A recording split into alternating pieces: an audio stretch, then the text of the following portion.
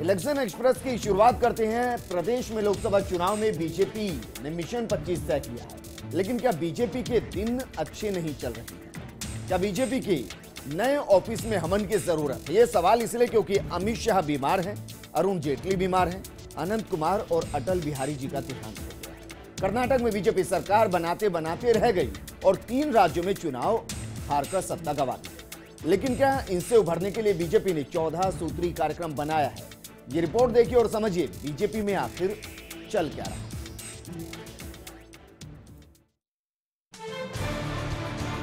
BJP के राष्ट्रीय अध्यक्ष अमित शाह ने देश के 3 राज्यों में हार की समीक्षा के बाद हर हाल में लोकसभा चुनाव जीतने के लिए जब रोड मैप बनाया तो उन्होंने युवाओं को केंद्र बिंदु रखा और इसी के चलते निर्णय लिया गया कि पूरे देश भर में भारतीय जनता युवा मोर्चा आगामी लोकसभा चुनाव की तैयारियों के लिए विजय संकल्प अभियान चलाएगा। बीजेपी जीत का 14 सूत्रीय कार्यक्रम, युवा मोर्चा 2 मार्च तक 14 सूत्रीय कार्यक्रम आयोजित करेगा।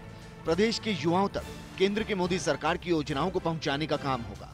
कार्यक्रम के जरिए युवाओं को बीजेपी से जोड़ने की योजना भी बनाई जाएगी। इन कार्यक्रमों में nation with Namo, youth parliament, Kamal cup प्रतियोगिता, youth icon network, campus ambassador, Kamal Yuva Mahotsav, विजय लक्ष्य युवा सम्मेलन, कमल संदेश महारैली, युवा टाउन हॉल प्रमुख है। इनके अनेक कार्यक्रम विधानसभा क्षेत्र आधारित कार्यक्रम है। 2 मार्च को होने वाली कमल संदेश मोटरसाइकिल महारैली पूरे देश में एक साथ संपन्न होगी। रैली में प्रत्येक विधानसभा क्षेत्र से न्यूनतम 500 मोटरसाइकिलों की रैली निकलेगी।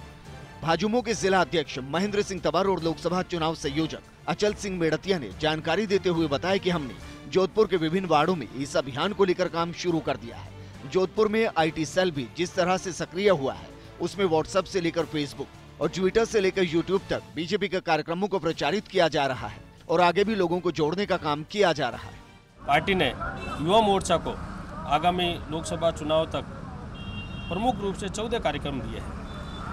युवा वॉलेंटियर्स है, कमल संदेश यात्रा है, वाहन रैली है, युवा महोत्सव कार्यक्रम है। हर जो मुद्दा है, हर मुद्दे के बारे में समझाया कि हमको किस तरीके से फील्ड में जाना है, किस तरीके से हमको काम करना है और हम लोग कैसे अब की बार फिर मोदी सरकार ये टैगलाइन दी है।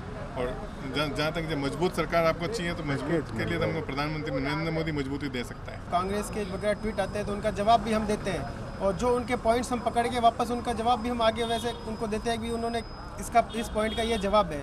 इस तरीके से हम बहुत ही अच्छे तरीके से और हमारी टीम भी बहुत अच्छे वर्क कर रही है। रात दिन हम लगे हुए हैं IT टीम और उसका जवाब हम दे रहे हैं। जोधपुर में पिछले विधानसभा चुनाव में बीजेपी का बड़ा गढ़ बना था।